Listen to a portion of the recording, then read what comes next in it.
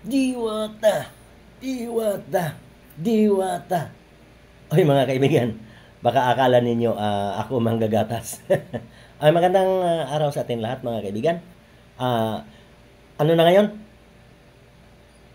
Day 3 ng paghain ng kandidasi.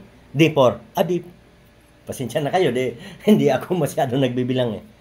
Ang ito ang may ambag ko sa, di ba sinasabi ko sa inyo na pipilitin ko na tuwing umaga itong paghain ng mga kandidasi ng mga ating mga gustong tumakbo sa 2025. At tuwing umaga, mag-upload ako ng para sa aking nalalaman. Oh, alam niyo na ba ang kulay ng aking suot? Mga kaibigan, napansin niyo, nabanggit ko kasi yung manggagatas. Alam niyo na, kumpirmado si Diwata tatakbo ng party list. Yung mga hindi masyado nakaunawa sa party list, makinig po kayo. Pero karamihan alam na yan eh. Mga kaibigan, hindi naman po yan mag-iisa. Kung kayo nag-alala na wala yung panggastos, grupo po yan sila. Tulong-tulong sa gastos, pwedeng yung mas maraming pira, yun ang gagastos. Yun, ganun po ang party list ngayon. Huwag po tayong mag-alala na yan ay walang kapasidad. Ano bang party list ni Diwata? Di ba, Bindor? Ang pipiliin natin, yung may karanasan. Ano ba sa tingin ninyo? Wala bang karanasan si Diwata sa pagtitinda? Yung mga baser kasi, halimbawa, dumami ang baser ni Diwata ngayon, mag-isip kayo. Hindi naman yan na magagawa ng batas na ipaglalaban ang mga ganito, mga inaapi. Ang tatahakin ni Diwata, kung siya ay maupo dyan, tutulungan ang mga bindor. Ganun po baka mamaya di kayo makaintindi. Ang tatakbuhan niya ay bindor party list, yung magtitinda. Kaya sa tingin ko, kaya niya. Kasi may karanasan siya. Yan po ang importante. Piliin po natin yung may karanasan. Hindi yung mangangako. Alam nyo ba? Alam nyo naman, mula sa mahirap yan, nagtinda-tinda, nakatira sa ilalim ng tulay. Ang ibig sabihin, may experience. Hindi yung mag-experience ka kung saan paano maglustayin ng kaban ng bayan. Experience sa pag-angat ng buhay ng tao. Yan po ang kailangan natin na mga party list. Party list kasi, mayroon kasi dyan, may nababalitaan pa ako dyan mga guys. Na, bakit nagiging magsasaka party list na hindi naman siya magsasaka? Yan po ang mali. Kailangan, tatakbo ka, angkop doon, may experience ka doon. Kagaya niyan. Diwata, believe ako dyan. Tama yan. Kaya niya yan. Kasi ako mga kaibigan, hindi naman ako basta-basta magsalita na wala akong karanasan din sa pagbibindor.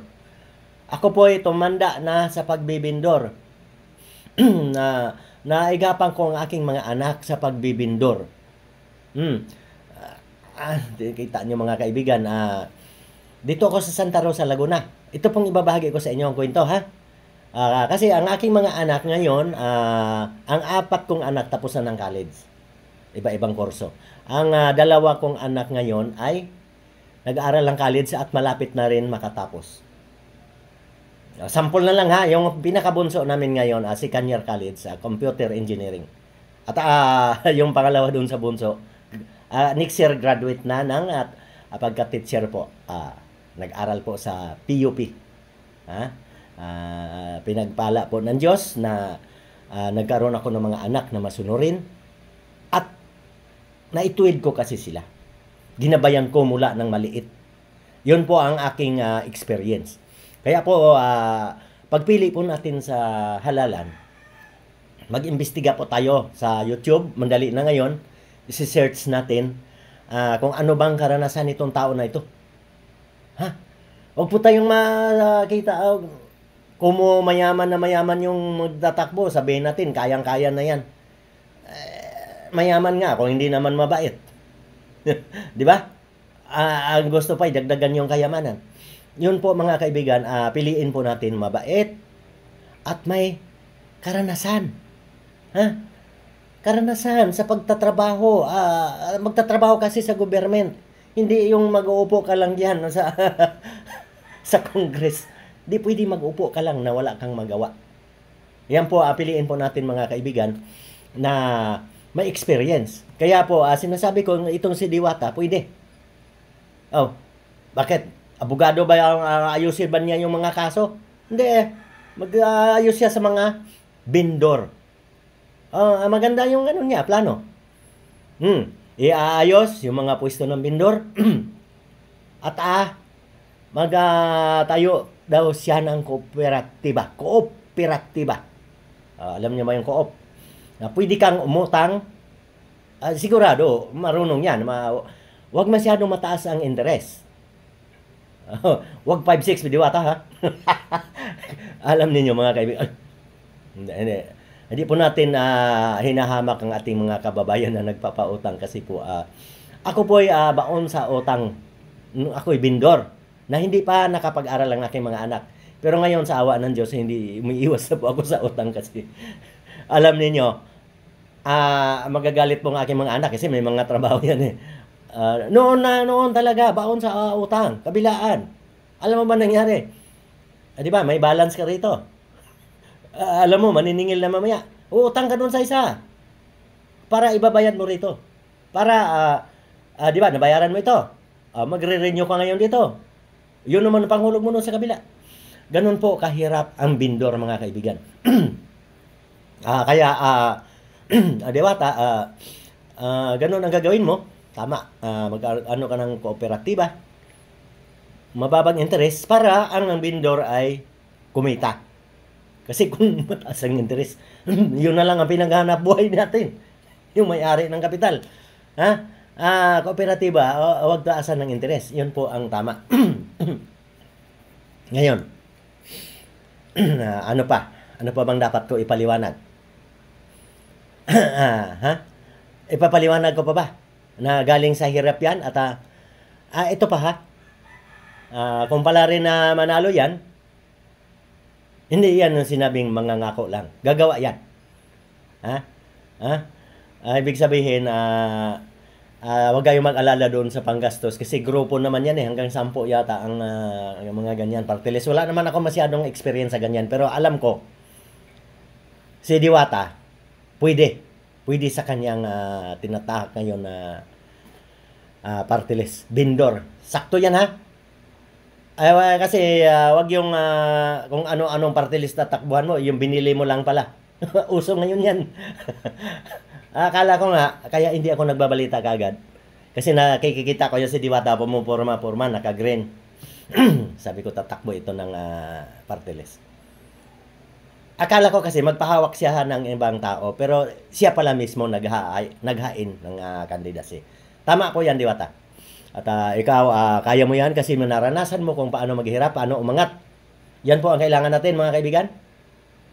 Hindi yung umpisa ka doon sa pinakamayaman tapos pababa ka. Ibig sabihin, mali ang iyong mga ginagawa kung ikaw pababa. Dapat, umpisa tayo mahirap, paangat. Ibig sabihin, asinsado. Ganon dapat ang ating bansa. Paangat, hindi palubog. Hindi yung umaasa na lang tayo sa imported. Ayan, binabati ko na naman ang ating mga magsasaka. Yan ha. Lagi talagang sinusuportahan ng ating Pangulo kung ano na lang na programa, mga agrarian reform, yung mga lupa. Wala na ang interes. Kasi yun na ang kailangan natin. Sana makakuha tayo ng uupo diyan sa Department of Agriculture na yun talagang tama. Kasi dami diyan eh. May mga bottle party list. Ano ba ito? Sinag. Ang dami na diyang mga may nagawa ba? Puro na lang nagkukwenta kung magkano ang importer natin na bigas. Hindi po pwede mga kaibigan. Ang gusto ko po dyan sa agriculture, yung may karanasan. Marunong magsaka. Siguro naman, may marunong pero Ang ibig sabihin, dalawa lang ang ano dyan, nasusuhulan o may katamaran. Yun po ang kailangan natin talaga tutukan, yung pagsasaka. Mag-alaga ng mga yupan. Kagaya ngayon, nagkasakit na naman ng ating mga baboy. Pag-aralan po lagi. Hindi po yung kung kailan nandyan na yung sakit sa tayo. Marami bang napag-aralan po yan eh. Mga doktor yan eh. Para po ang ating kabuhayan sa susunod na henerasyon, hindi po magkagutom-gutom ang ating mga kaapu-apuhan. Online natin. Kayo diyan, mga billionaire, kung hindi natin masolusyonan itong puro imported na lang ang kakainin natin, sa susunod na mga henerasyon, yung mga pamilya ninyo, mga lahi ninyo, wala nang makain yan. Maniwala, kakainin nyo yung pera. Pagka dumami ng tao doon sa ibang bansa, hindi na yan mag-export ng pagkain, bigas, unang-una. Kaya po, tutukan po talaga natin. Magkaisa tayo. Sana may yung talagang tunay eh. Kaya nga binanggit ko ito si Diwata.